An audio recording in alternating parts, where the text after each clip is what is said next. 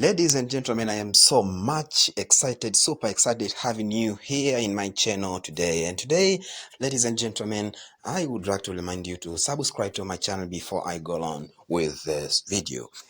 Today, ladies and gentlemen, students, teachers, and all lovers of literature, I have the analysis of the poem that is called Hollow Heads.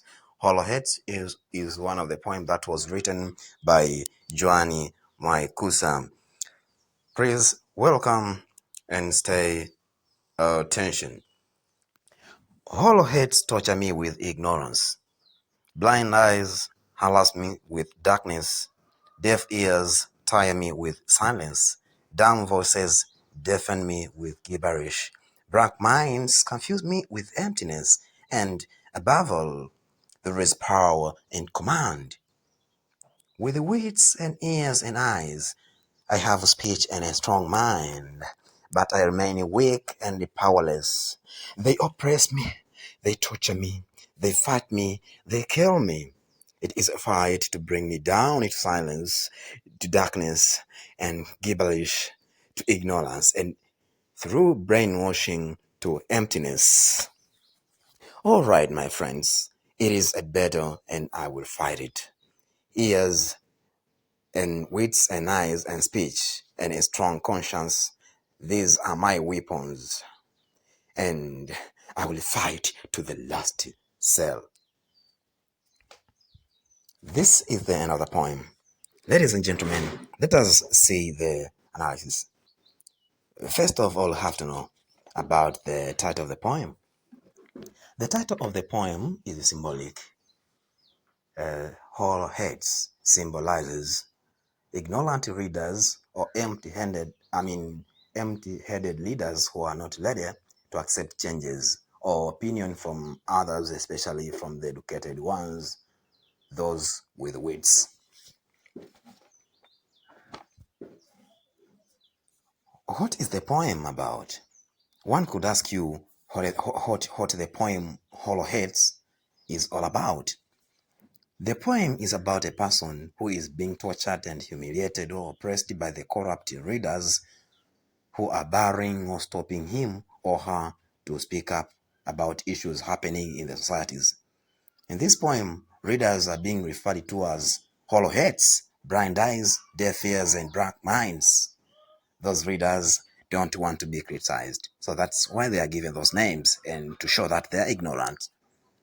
The persona says, hollow heads torture me with ignorance. That is to show how those readers are ignorant themselves.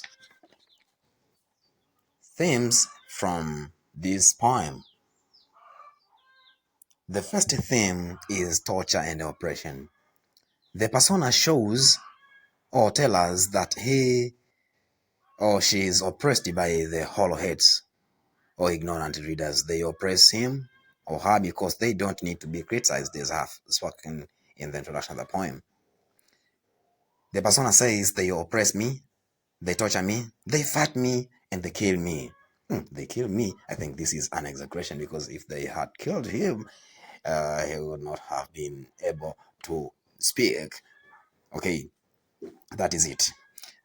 Ladies and gentlemen, the second theme is ignorance.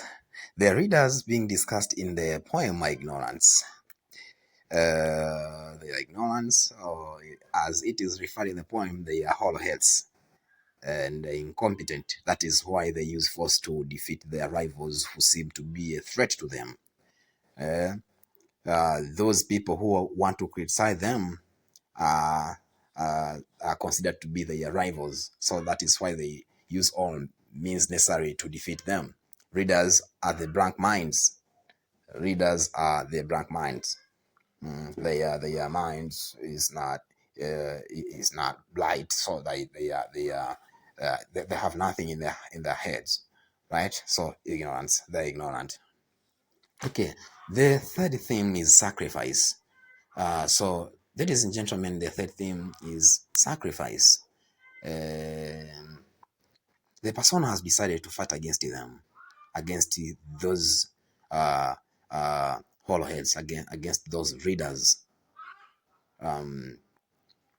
They are, as we have seen, they are torturing him, they are oppressing him, Therefore, he doesn't want to be oppressed and humiliated or tortured anymore. That is why he sacrifices himself and say, and I will fight to the last cell. So the last stanza, which contains only one verse, says, and I will fight to the last cell. The fourth theme is awareness or consciousness. The poet shows that the persona is aware. He knows that those readers are incompetent, ignorant, and corrupt. But when the persona wants to expose their evils, they try to silence him through torture and the oppression. That is why in the poem, the persona says, it is a fight to bring me down to silence. To silence. They don't want the persona to speak up about their evils, because he knows that will be just to conscientize other people to know what they're doing, and that means the people will hate them. Ladies and gentlemen, that is what it is all about. Well, speaking about the persona, who is a persona in the poem?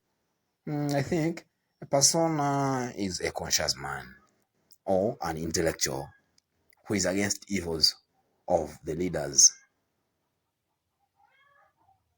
There are figures of speech in this poem. Exactly.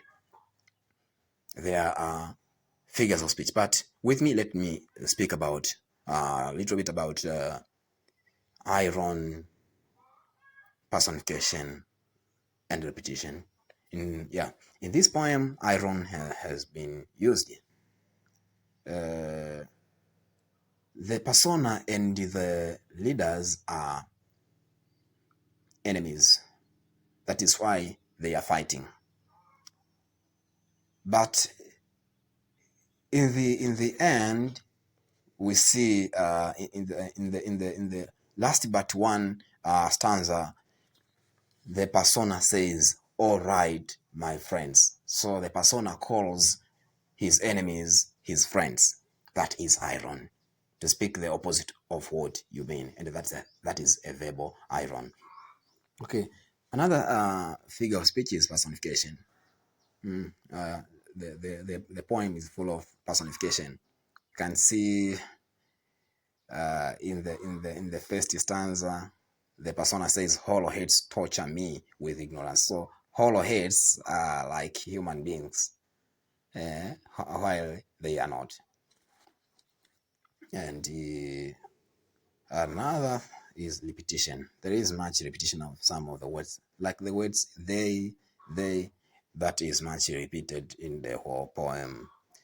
Yeah, that is it. Having heard the analysis of this poem, can you try to figure out about the messages or the message you get from this poem? Please write in the comment section of our channel.